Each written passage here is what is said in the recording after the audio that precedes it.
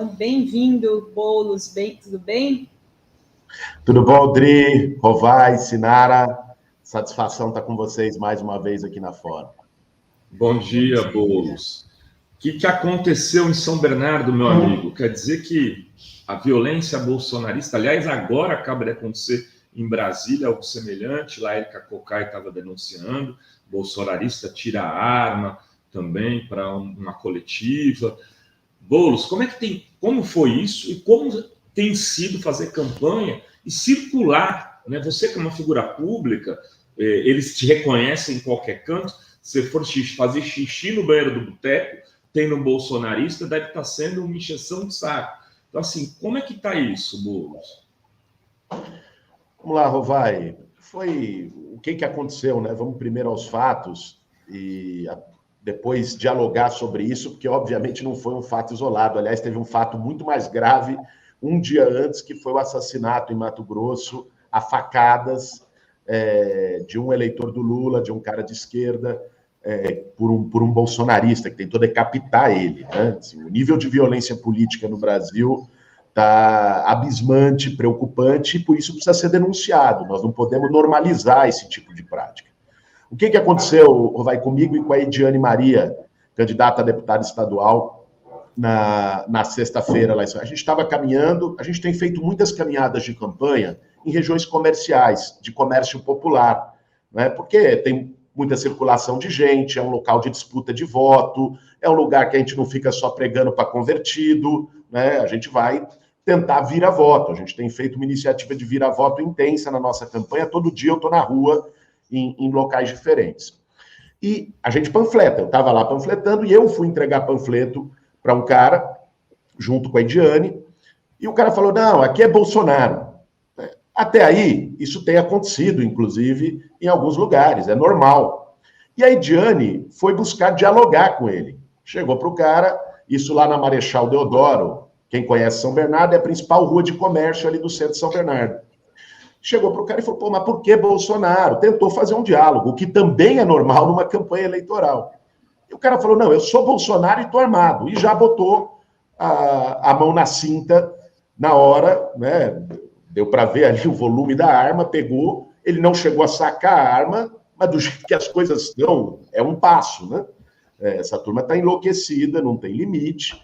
Aí veio a turma de calma, o pessoal, calma, tiraram a gente de lá, a gente não estava sozinho, naturalmente, estava com uma equipe de umas 30 pessoas da nossa campanha, o cara saiu para o outro lado, foi algo muito rápido, não deu tempo da nossa equipe filmar para identificar o cara, mas eu acho que a gente vai conseguir identificar por uma razão. Nós entramos com uma ação no Ministério Público, uma denúncia-crime do Ministério Público Eleitoral, porque tem mais agilidade, no próprio sábado, pedindo a requisição das câmeras de comércio, as câmeras de vigilância. Ali é uma área comercial muito intensa, tinha muita gente circulando, e os comércios ali têm câmera. Então, se houver um mínimo, que é requisitar as câmeras de vigilância de segurança da área, a gente vai conseguir identificar o cidadão, que é importante, né? É importante para que, novamente, não se normalize esse tipo de atitude que tem se tornado cada vez mais frequência. Agora, te digo, Rovai, tem um ambiente que já era altamente previsível, né? De que essa eleição seria marcada pela violência política, de que essa eleição seria marcada por supostos lobos solitários, né? Querendo intimidar a militância de esquerda nas ruas. Isso está dado desde que o Bolsonaro assumiu a presidência da República, nunca desceu do palanque, sempre de forma agressiva, sempre de forma grotesca, sempre incentivando, dando salvo-conduto para esse tipo de prática, legitimando. Isso não surge do nada. Né? Por que nós não tivemos esse tipo de coisa em outras eleições no Brasil? Nós não tivemos, exceto 2018, teve o Moa do Catendê, pelo mesmo motivo e também estimulado pelo Bolsonaro. Ou seja, é aquela história de quem está com microfone, né, liberar os piores sentimentos, os piores instintos da sua tropa. E é isso que o Bolsonaro está fazendo. Ele é responsável direto por todos os atos de violência política que a gente está tendo nessa campanha. Sinara? Saiu notícia esse final de semana, Boulos, dizendo que a campanha do Lula não quer fazer mega comícios nesse primeiro turno, né? Porque a gente percebe que existe uma tentativa da extrema-direita de nos atrair para uma armadilha, né? Eles não vão para a rua. O Lula não vai para a rua. Não sei o quê. Quem vai para a rua? Quem tem que organizar mega comício é quem está perdendo, né? Olha, Sinara, primeiro eu espero que a gente resolva essa fatura logo no primeiro turno, que a gente não tem um planejamento de segundo turno, e eu acho, inclusive, que isso pode salvar vidas, porque um segundo turno no Brasil vai ser um mês de violência política, um mês de agressões, um mês de uma polarização odiosa que o Bolsonaro tem promovido com a sua militância, com os seus. Então, o melhor para o Brasil é a gente resolver essa fatura no primeiro turno e nós estamos trabalhando dia a dia para isso. Agora, eu estou entre aqueles, Sinara, que não acredita que essa campanha vai ser ganha no fogo baixo. Não acredita que essa campanha vai ser ganha com desmobilização, só tocando bola no meio-campo. Eu acho que essa é uma campanha de mobilização e nós precisamos traduzir isso nessa reta final, nos 20 dias que a gente tem, com uma mobilização intensa, com um engajamento intenso. Por isso nós fomos para a rua no último sábado, num ato de defesa da democracia feito pelos movimentos sociais.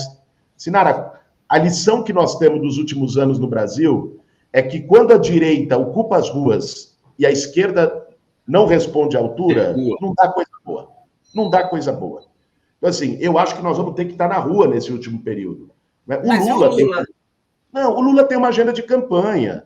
Então é natural que o Lula não vai ficar só fazendo comício, já fez muitos, inclusive. Fez vários comícios em várias cidades do Brasil, comícios cheios de gente. Pega os comícios do Lula no Nordeste, né, aquela multidão. Pegue os comícios do Lula agora, em Manaus tinha gente pra caramba, em Belém tinha gente pra caramba. Ou seja, o Lula está fazendo a lição de casa, né, para essa campanha mobilizada. Agora, tem um papel que não é só do Lula, é da militância. É nosso. Né? É um papel dos candidatos e candidatas ao Congresso Nacional, é um papel da militância dos nossos partidos, da militância dos nossos sindicatos, da militância dos movimentos sociais, que é fazer virar voto. Virar voto é corpo a corpo, virar voto é olho no olho. O que eles tentam, quando fazem esse tipo de agressão, é intimidar a gente para tirar a gente da rua nessa reta final. Nós não podemos cair em intimidação. Ao mesmo tempo que não temos que aceitar provocação, não temos que fazer o jogo da violência do Bolsonaro, nós também não podemos ficar intimidados embaixo da cama. Nós temos que estar nas ruas panfletando, virando voto. Eu tenho feito, não só na minha campanha como deputado, mas também como coordenador da campanha do Lula aqui no estado de São Paulo, diariamente atividades de virar-voto, Sinara. Não só nos centros comerciais. Você sabe que eu sinto falta, Boulos? Eu sinto falta daquele movimento que teve em 2018, das pessoas sentarem nas ruas, fazerem as mesinhas e conversarem com o eleitor, sabe? Eu temo que essa história de querer juntar muita gente na rua seja que eles ficam nos cobrando, né? Que a extrema-direita fica nos cobrando, seja uma espécie de armadilha para criar confusão e dar desculpas para eles se movimentarem do jeito que eles desejam. E até acrescentar aqui, Boulos, fala, a mesma pergunta, por coincidência, ia falar daquele movimento da reta final com a Haddad, né? Se isso daí vai ser estimulado, porque tudo bem, pode surgir naturalmente, mas a campanha pode estimular. E se essa adesão da Marina hoje pode ser esse momento chave dessa virada aí pelo vira-voto. Vamos lá. Primeiro, em relação à Marina, que eu tenho o maior respeito por ela, né? É uma companheira do campo progressista, do campo democrático. Eu acho um gesto simbólico muito importante esse encontro dela com Lula e ela falar publicamente do seu apoio ao Lula. Mas eu acho que, para o eleitorado, isso já estava mais ou menos digerido, porque a Marina faz parte da Federação Pessoal Rede, que está na campanha do Lula, né, que faz parte da coligação do Lula.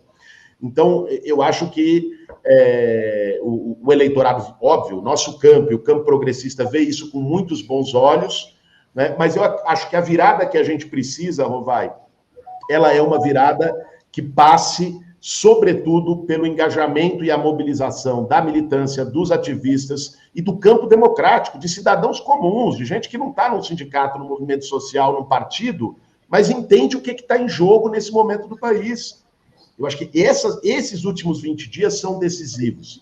E vai ter, sim, como já tem tido, iniciativas da campanha para fazer isso.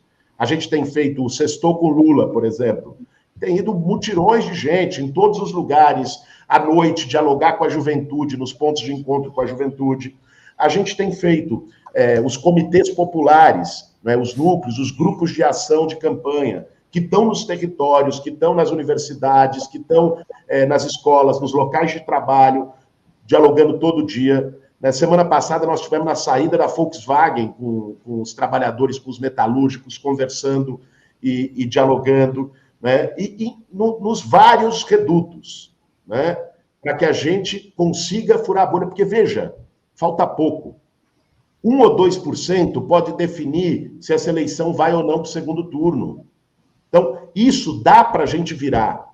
Dá para a gente virar esses votos. Essa tática das banquinhas já tem acontecido. Ela tem acontecido diariamente em saída de terminais de grande circulação, né, de estações de metrô, em terminais de ônibus, de várias cidades brasileiras.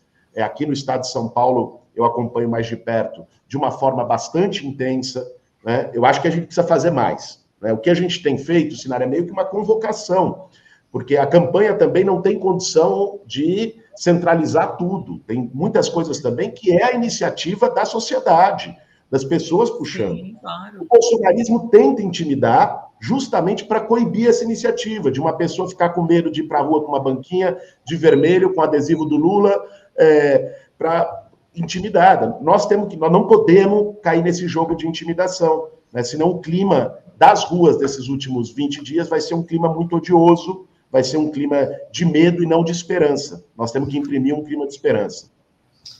Eu vou fazer uma pergunta, mas aí eu vou passar para a Adri antes de você responder, Boulos, para ela ler os comentários. Eu estou aqui tomando café com bolos. Olha só, Boulos, o Ciro te apoiou no segundo turno da eleição da prefeitura, né? Você sempre manteve, acho que, um diálogo muito, muito respeitoso com ele. Cara, e eu te pergunto o seguinte, o que aconteceu com o Ciro Gomes? Porque eu tenho visto, assim, vídeos dele. Por exemplo, ontem ele pôs um vídeo onde ele está absolutamente descontrolado, gritando, né, atacando o Lula, chamando de criminoso, de corrupto, por conta, enfim, de nada. Assim, do nada. Ele resolveu... E isso está se tornando frequente num momento histórico. Eu sei que isso, toda eleição aparece a história do momento histórico. Mas acho que nunca na história desse país, depois da ditadura, da redemocratização, a gente está vendo um momento histórico tão decisivo. Né? Hoje saiu uma matéria do Metrópolis, ontem, falando dos 15 ministros no Supremo. Eu venho dizendo isso desde 2018. Eu vou fazer um Fala Rovai sobre isso. Ele não teve condição de fazer isso no primeiro mandato, porque teve aquela crise no primeiro ano, tal. Aí ele teve que se enfraquecer, fazer acordo com o Centrão, enfim. Mas se ele puder, ele vai fazer. E reeleito, eu acho que ele vai fazer no começo do mandato. Enfim, é um comentário meu com uma pergunta. Dri. Eu vou ler aqui, vou agradecer ao Rodrigo Vaz, que diz: engraçado que em 18, sem Lula, Ciro pegava pesado com Bozo, e agora com Lula ele pega pesado com ele. Nítido que há algo pessoal com Lula, muito óbvio. O César Rodrigues dos Santos diz: faz 2 meses que estão falando em estabilidade e margem de erro. Nessa, a diferença que era de 18 está em 10. Não consigo me dar o direito de estar tranquilo. E tem, ele diz, a pesquisa FSB-BTG, que a gente falou antes do Boulos entrar. Rodrigo Vaz: Lula precisa vir para o Nordeste para colocar muita gente. Boulos. Vamos lá.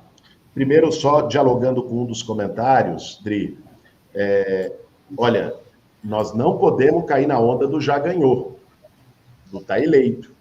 De fato, nós temos do outro lado não só o gabinete do ódio, a máquina de mentiras do Bolsonaro, o bolsonarismo orgânico, nós temos do outro lado a máquina pública.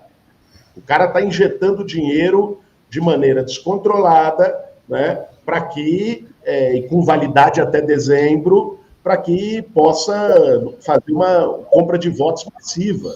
É isso que está em jogo. Então, veja, não tem já ganhou. O já ganhou, ele é desmobilizador. Né? O já ganhou não ajuda o nosso campo e ele não é verdadeiro. E o Rovai, nesse sentido, tem toda a razão. Veja, um eventual segundo mandato do Bolsonaro não seria, gente, mais do mesmo. Seria muito pior do mesmo. Basta olhar as experiências dos governos de extrema-direita em outros países. Pega a Hungria e veja o primeiro mandato do Orbán e depois quando ele conseguiu se reeleger. Aí é que ele foi legitimado pelas urnas e teve força para poder tomar medidas mais autoritárias, mais duras, né? Inclusive em relação à mudança de composição do judiciário, inclusive em relação à perseguição a jornalistas, à criminalização de movimentos sociais. Não é que o Bolsonaro não quis fazer isso, o Bolsonaro não teve força para fazer do jeito que ele gostaria. Não é? Se ele é legitimado e sai com força, é uma tragédia, a coisa vai entrar num outro nível no Brasil, do ponto de vista da regressão democrática. Agora, em relação ao Ciro, Rovai, bom, cara, eu respeito a trajetória do Ciro, a história, as posições do Ciro e tudo mais, mas eu acho que ele está com uma estratégia completamente equivocada nessa eleição e que se tornou refém da própria estratégia. Ele não consegue mais voltar. Também não sei se quer, né? Mas mesmo que quisesse, ele foi tão longe nos ataques, nas agressões gratuitas, nas ofensas, que ele dinamitou o caminho de volta. Esse é o fato.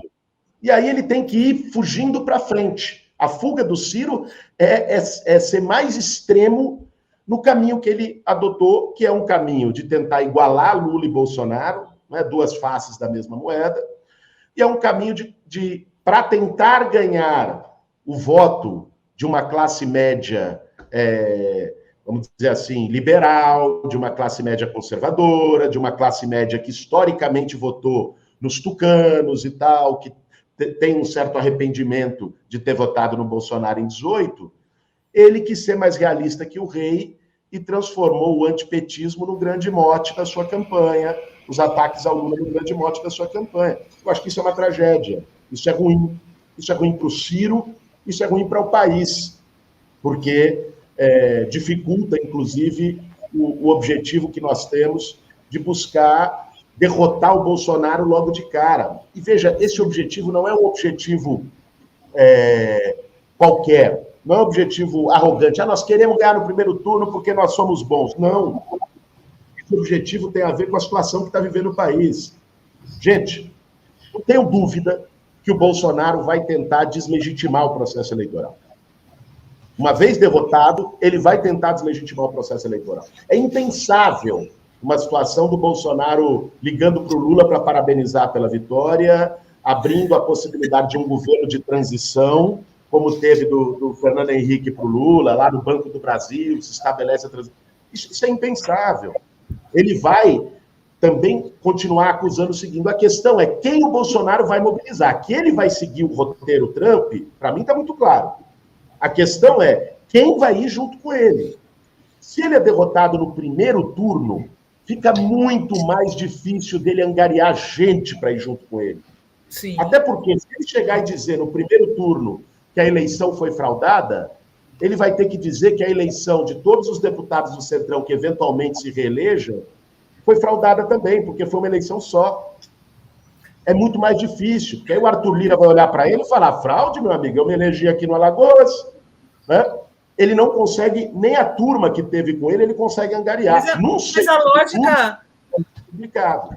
Mas a lógica não é uma coisa que eles contam, né, Boulos? Em 2018 ele ganhou e disse que teve fraude. Então, assim, agora, eles não prezam pela lógica. Agora, no 7 de setembro, ele, no discurso dele, ele não falou das urnas eletrônicas, né?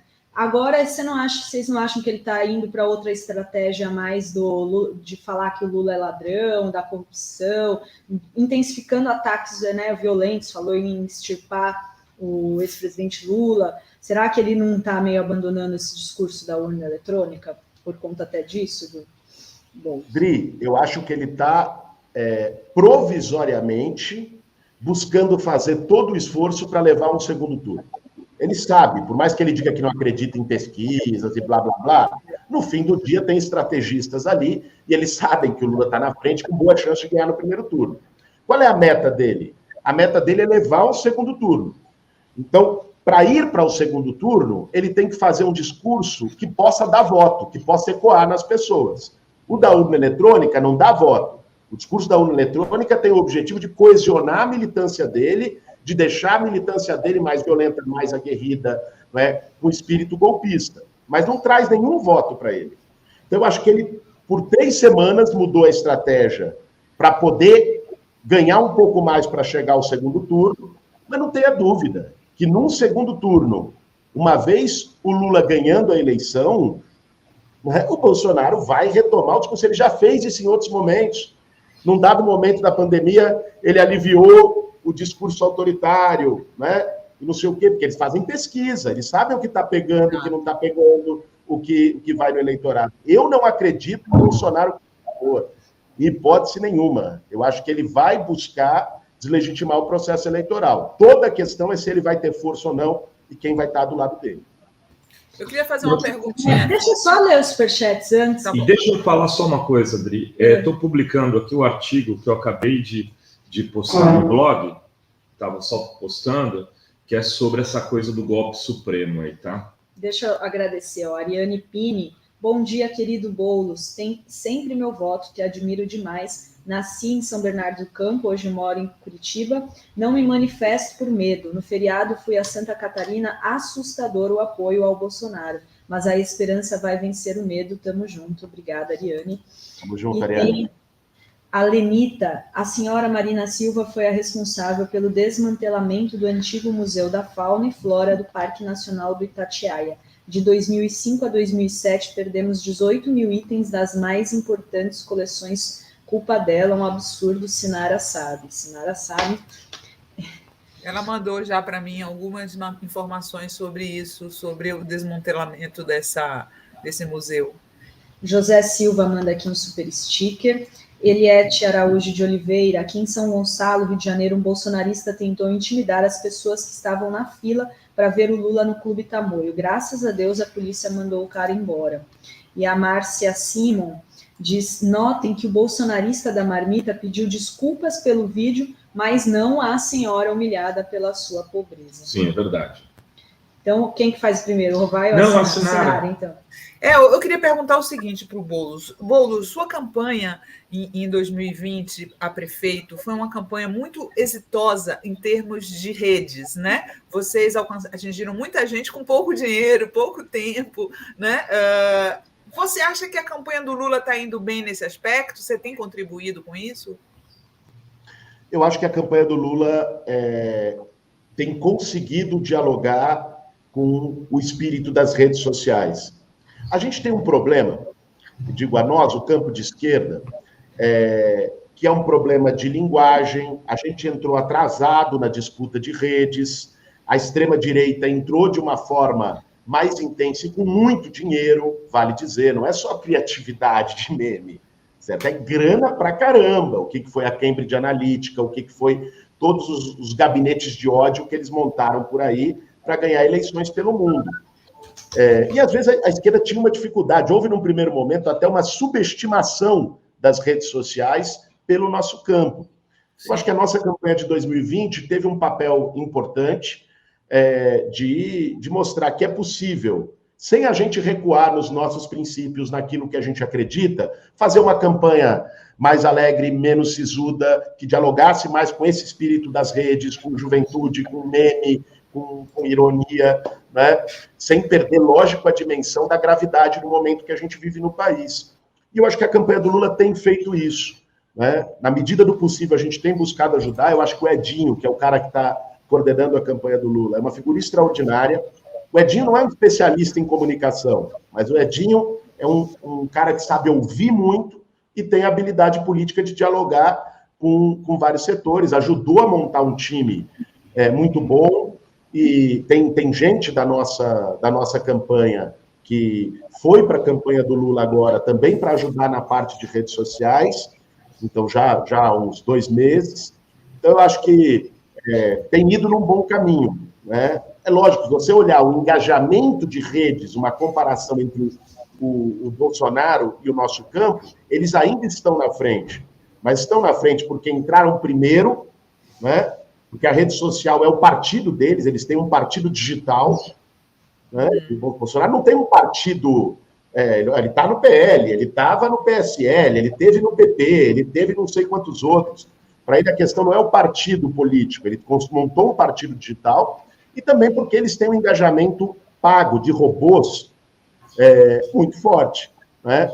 Que não serve, um robô não ganha voto, mas um robô mostra volume, um robô, e acho que nós precisamos dissecar isso, porque a tática do Bolsonaro sempre foi essa. O Bolsonaro não buscou, durante o seu governo, formar maiorias.